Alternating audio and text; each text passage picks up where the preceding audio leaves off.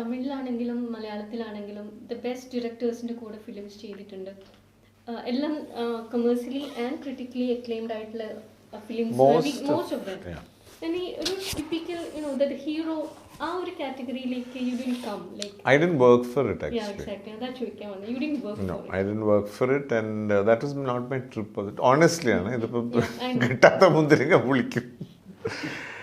Actually, there's a lot of hard work for that. I mean, you're talking about Stardom. Yes. So, see, എൻ്റെ thrill was whatever came my way, do the best and I'm happy with that. And in fact, I've never even done PR work, which is very important, especially now. Tamilakku, you need to pump in publicity and make sure people are either out of sight, out of mind. If you're not there for some time, marnu. It's like that. And that's quite natural. You can't blame anybody. You have to work for it as an artist. Luckily, my thing was, I had my dancing side by side. Not just as a student, professionally also. I was focusing on a lot of programs. So when I was not busy, I was very busy with these works, coordinating programs, training dancers, music set, going abroad. അങ്ങനെ ഒരുപാട് ഷോസും ഒക്കെ ഇതിൻ്റെ കൂടെ ഉണ്ടായിരുന്നു.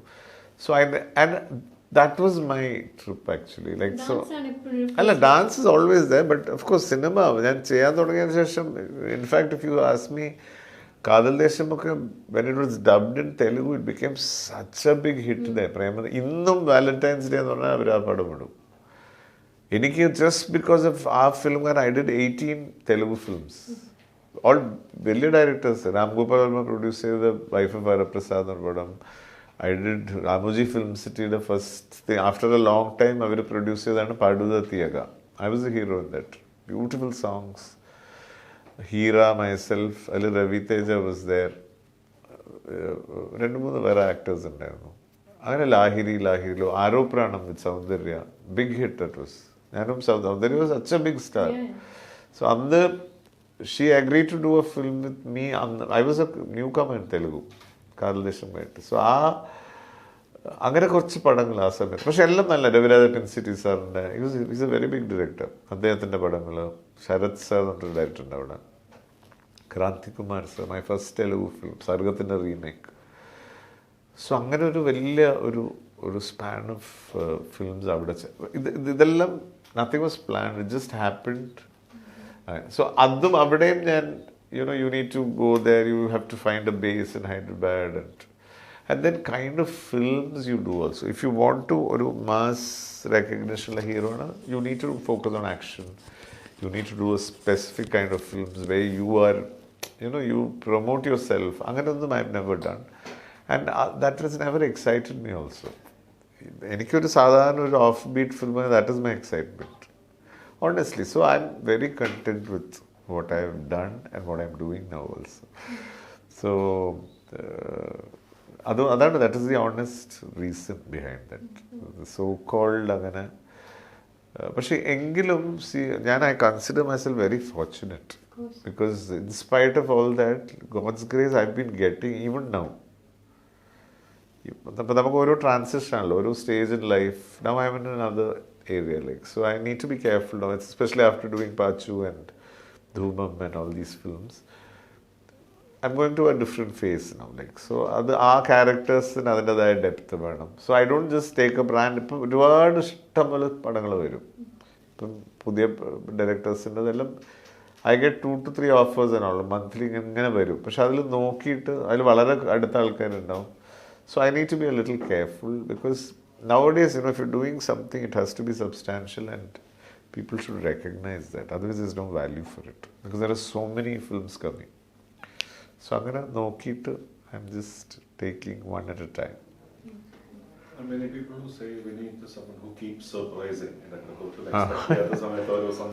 Different kind of roles. Negative shades and roles in shade. So is it something that you plan? No, just if the character excites me, I do. That's it. Negatively, but if the team is good, if the director is good, and if the script is fine, I'm okay with it. Like Ranjitha is about it, all these films I've done. Madavillu. പക്ഷേ like now the problem is at this point of my career and my life like negatively I have certain limitations. I don't want to do a role which is degrading women or like abusive ആയിട്ട് ചെയ്യുന്ന. So അതിനോട് I'm not comfortable at this point because there's so much of violence happening around us and of course it's a challenge for an actor. But ultimately you're glorifying that എന്നുള്ളൊരു very very personal opinion. അല്ലെങ്കിൽ പിന്നെ അത് അങ്ങനത്തെ ഒരു extraordinary role where there is a shade of the psycho element and you are not graphically showing anything which will hurt people or അങ്ങനെ where it's performance oriented maybe I think about it. പക്ഷെ അതും അങ്ങനെ കുറേ പടങ്ങൾ ഞാൻ വേണ്ടെന്ന് വെച്ചിട്ടുണ്ട്. Many films recently വന്ന some of the very popular films also അതിൽ ഇങ്ങനത്തെ role like so I tell them I M not very comfortable and I slowly അതൊരു പേഴ്സണൽ ഡിസിഷൻ അത്രയേ ഉള്ളൂ. ഈ പോസ്റ്റ് കോവിഡിൽ ഇപ്പൊ ഇത്തരത്തിലുള്ള സിനിമകൾ വരുന്നുണ്ടെന്ന് പറഞ്ഞുകൊണ്ട് ചോദിക്കാം, ഈ പോസ്റ്റ് കോവിഡിൽ ഒരുപാട് ഇങ്ങനത്തെ സിനിമകളെ ഈവൻ 90s-ലെ 80s-ലെയും സിനിമകൾ പോലും എടുത്തിട്ട് ക്രിട്ടിക്കലി ആൾക്കാർ റിവ്യൂ ചെയ്യുന്നു, അത് വിമനെ ഡീഗ്രേഡ് ചെയ്യുന്നു എന്ന് പറയുന്നത്. പിന്നെ പൊളിറ്റിക്കൽ കറക്റ്റ്നെസ്സിന് ഭയങ്കരമായ ഇമ്പോർട്ടൻസ് ഒക്കെ വരുന്നു. എന്നിട്ടും ഈ 2023 അങ്ങനത്തെ സിനിമകൾ വരാറുണ്ടോ? അതെ, ചിലത് അല്ല എനിക്ക് വന്ന ക്യാരക്ടേഴ്സ് ആയിരിക്കും, not the whole film as such. Maybe that fellow would be an abusive fellow, അങ്ങനെ എന്തെങ്കിലും എനിക്ക് അങ്ങനെ റിലേറ്റ് ചെയ്യാൻ പറ്റാത്തതാണ്. I tell them very honestly. അവതരിപ്പിക്കില്ല എന്ന് ഉറച്ച തീരുമാനമാണ്. അതാണ് ഞാൻ പറഞ്ഞത്. അതല്ലെങ്കിൽ ഇറ്റ് ഷുഡ് ഹാവ് ഗ്രാഫിക്കലി നമ്മൾ ഭയങ്കര ഓബ്വിയസ് ആയിട്ട് we shouldn't be projecting that. അല്ലെങ്കിൽ ദാറ്റ് അതിനൊരു പെർഫോമൻസ് ഓറിയൻറ്റഡ് ഏരിയ ഉണ്ടാവണം where I can really go into my histrionics. അങ്ങനെ എന്തെങ്കിലും ഉണ്ടെങ്കിൽ I can think about it. പക്ഷേ ഒരു അണ്ടർലൈങ് എലിമെൻറ്റ് ഇതാണെങ്കിൽ I M not comfortable now at this point of my age. And മുമ്പ് ഞാൻ ചെയ്തിട്ട് ഇപ്പോൾ കെമിസ്ട്രി എന്ന് പറഞ്ഞ പടത്തിലൊക്കെ ഒരു വൃത്തികെട്ട റോളാണ്, ഒരു പ്രൊഫസറായിട്ട് who so those kind of അങ്ങനത്തെ I have done those kind of even Mazhavil if you see like he kind of ഇല്ല അത് അവിടെയെല്ലാം there is another thing, there is lot of scope for acting. Even കെമിസ്ട്രിയിലും there was nothing graphically ഇല്ല, പക്ഷേ the performance ഉണ്ടായിരുന്നു. എനിക്കതിൽ ഇവൻ ഭയങ്കര സ്വീറ്റായിട്ട് സംസാരിച്ചിട്ട് ഇവരെ ത്രെറ്റൻ ചെയ്യുന്നൊരു ആളായിരുന്നു. That excited me. So as a performer അങ്ങനെ എന്തെങ്കിലും വന്നാൽ maybe I think about it. But otherwise graphically ഇങ്ങനെ എന്തെങ്കിലും ഉണ്ടെങ്കിൽ I M not comfortable. That's what I said. ഇപ്പം മോഹൻലാലൊക്കെ മഞ്ഞിൽ വിരിഞ്ഞ പൂക്കളായാലും ഉയരങ്ങളിൽ എന്ന് പറഞ്ഞ സിനിമയിലായാലും ഇത്തരം കഥാപാത്രങ്ങൾ തന്നെയാണ്. അത്തരം ഒരു വേഷം ഇപ്പൊ MT വാസുദേവൻ എന്ന സ്ക്രിപ്റ്റിലാണ് ഉയരങ്ങളിൽ എന്ന് പറഞ്ഞ സിനിമയിൽ മോഹൻലാൽ ഒരു വല്ലാത്തൊരു വില്ലൻ കഥാപാത്രത്തിന് അവതരിപ്പിക്കുന്നത്. ശരിക്കും അതൊരു മഹത്വവൽക്കരിക്കാൻ വേണ്ടിയാണ് MT ആ സിനിമയിൽ ആ കഥാപാത്രത്തെ ചെയ്യുന്നത്. അത്തരം ഒരു സിനിമയിലേക്ക് ഒരു MTയുടെ സ്ക്രിപ്റ്റ് അല്ല അത് അതാണ് പറഞ്ഞത്. ഞാൻ പറഞ്ഞ അങ്ങനത്തെ മാസ്റ്റേഴ്സ് അല്ലെങ്കിൽ ക്ലാസിക്സ് ആണെങ്കിൽ അതിൽ നോക്കിയിട്ട് what is the potential for that role നോക്കിയിട്ട് maybe I will accept. Because ഇപ്പം അങ്ങനത്തെ ഒരു great master and definitely there will be an aesthetic element in those kind of films എന്നാണ് എൻ്റെ വിശ്വാസം. ഇങ്ങനത്തെ ക്രിയേറ്റേഴ്സും ഫിലിം മേക്കേഴ്സും അത് വേണം actually. See whatever you project on screen അതിനൊരു എസ്തെറ്റിക് ക്വാളിറ്റി വേണമെന്ന് ഞാൻ സ്ട്രോങ്ലി വിശ്വസിക്കുന്നുണ്ട്.